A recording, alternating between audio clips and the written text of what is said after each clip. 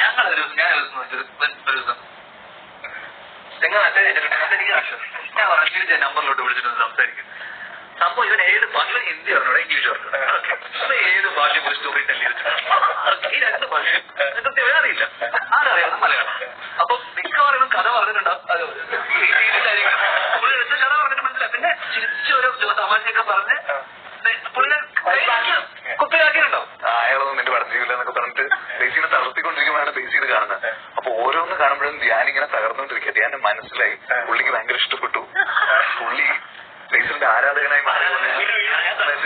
last ഞാനിങ്ങനെ ഇരുന്നിട്ട് ഞാൻ തോറ്റു എന്നിട്ട് തലയിൽ കഴിച്ചിട്ട്